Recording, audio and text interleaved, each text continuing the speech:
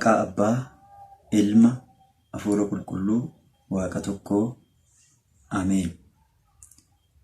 Nagaan isiniif haa ta'u. Kiristoos du'aa ka'ee aangoof humna isaatiin seexanni ni mo'amee Addaam bilisa ba'ee addunyaa mararratti nagaan ni lallabamee. Ameen. Maatiiwwan Waaqayyoo, Waaqayyoon kan jaallattan, Waaqayyos kan isin jaallatu, bakka garaa garaa teessanii sagalee kana dhagaatti kan jirtan, nagaa Waaqayyoo isa jiraataa nagaan isin gaafadhaa. Akkam jirtu, akkam yoo nageessanii. Galateeffamuun amala isaa kan ta'e Waaqni keenya, Waaqni waaqotaa, Gooftaan gooftotaa, Ilmi Waaqayyoo, Ilmi Durbee Maariyaam Kiristoos Yesuus maqaan isaa kan galateeffameef kan ulfaatee nuuf haa ta'u.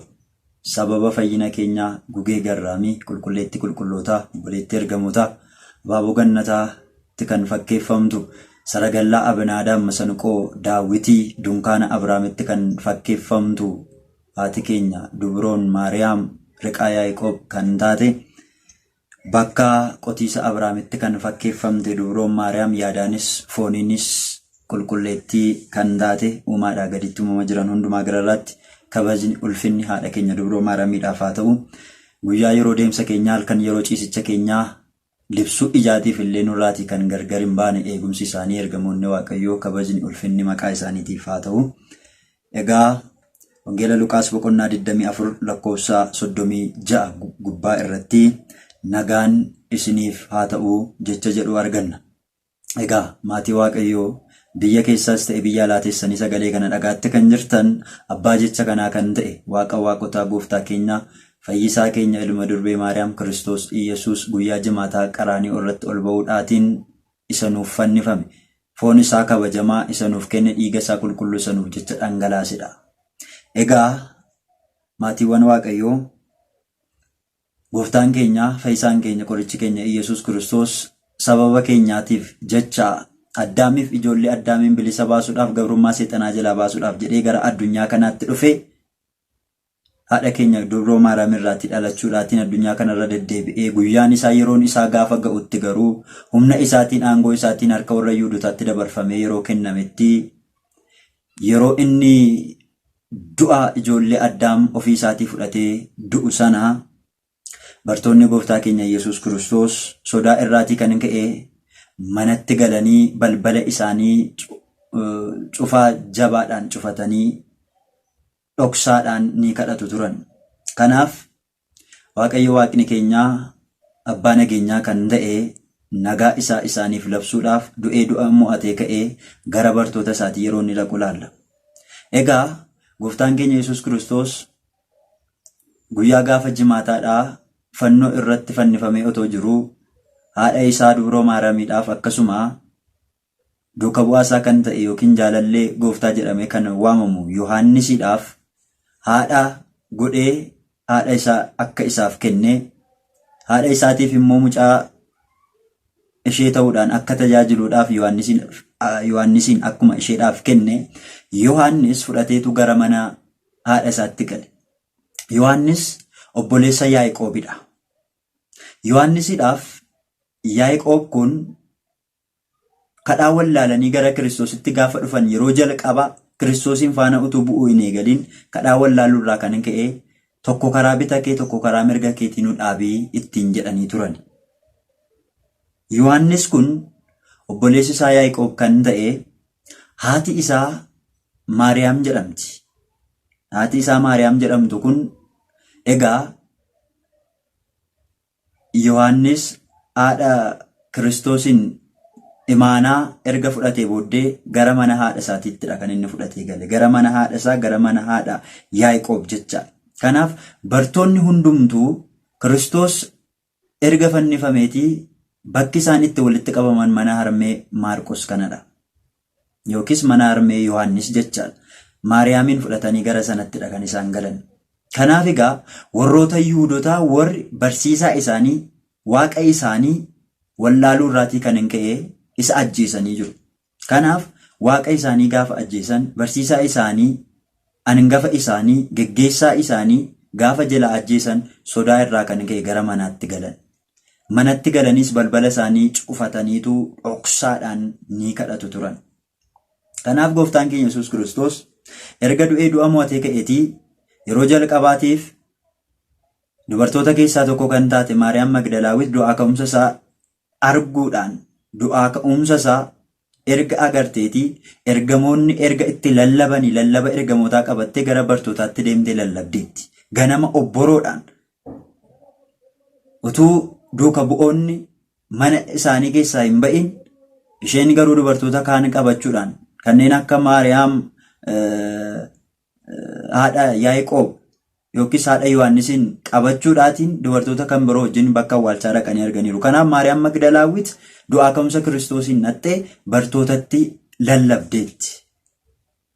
Yeroodhuma sanattis immoo daandii Emaawus irra warroonni deeman qulqulluu Luqaasiidhaaf Qaloophaan du'aa ka'umsa Kiristoosiin arganii yeroo lammaffaadhaaf ammas deebi'anii gara bartootaatti Kiristoos du'aa ka'eera jedhanii daandii Emaawus irra otoo isaan deemaatti jiranii Kiristoos isaanitti mul'atee isaanii wajjiniin akka dudubbataa ture wajjiniin gara mana isaaniitti akka galan gara bartootaatti Yerusaalem mandara Emaawus irraatii gara Yerusaalemitti deebi'anii bakka bartoonni jiran sanatti walitti qabamuudhaan waa'ee Kiristoosiin dhugaa ba'aa turan.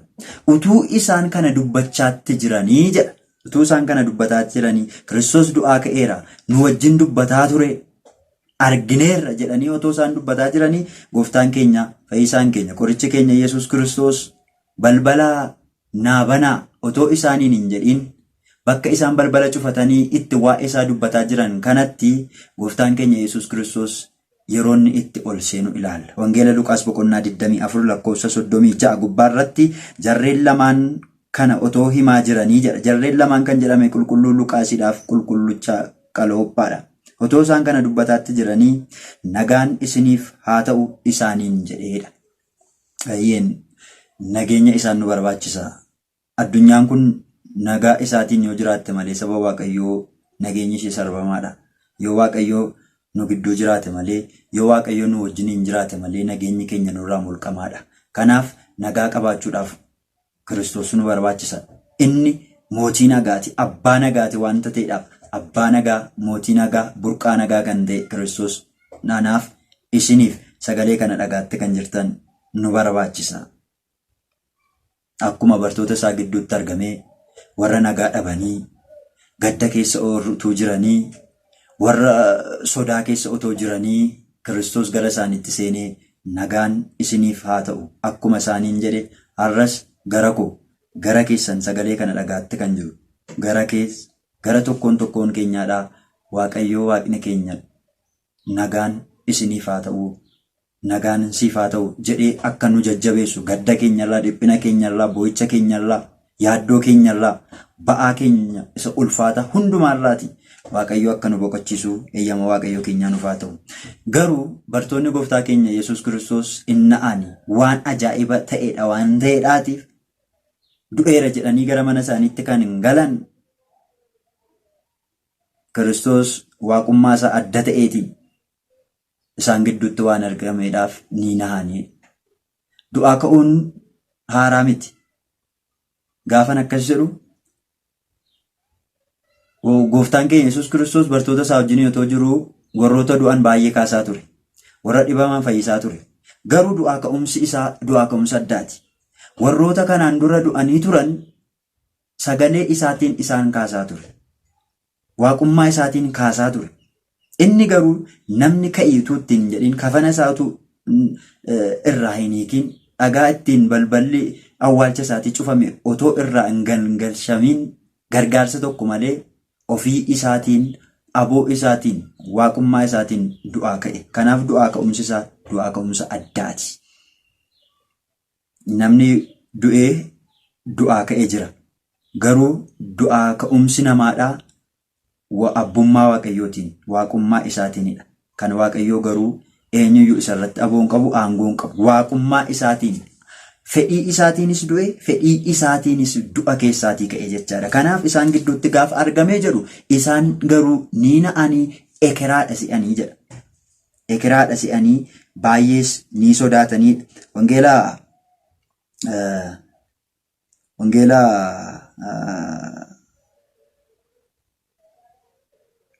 Maatiyoos boqonnaa 14 lakkoofsa 26 gubbaa irratti gooftaan keenya Iyesuus Kiristoos bartoota isaa wajjiniin otoo deddeebi'ee barsiisaatti jiru galaana gubbaa yeroo inni ittiin miillaan deemee gara bartoota isaatiitti gaafa dhufu. Egaa Waaqayyo dachee kanarraas qilleensa gubbaarras samiirras daandii qaba.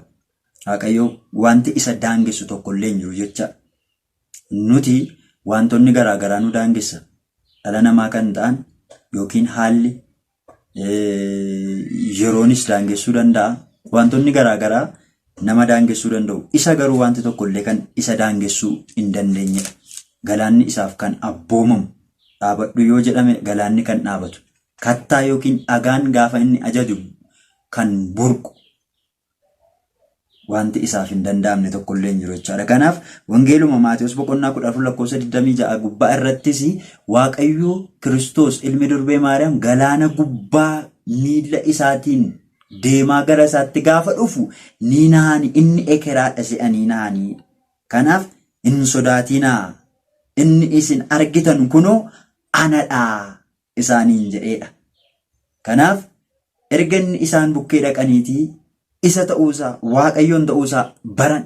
Kanaafidha hangafa duukaa bu'ootaa kan ta'e Phexros egaa'oo ergasii ta'eeti anis galaanarra gubbaa akkan deemuudhaaf na abboome jedhee galaana gubbaa deemuu kan barbaadeef kanaafidha.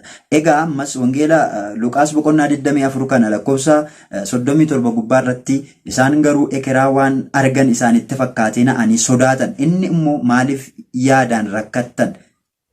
Mamiinis immoo maaliif garaa keessan keessaa ka'a?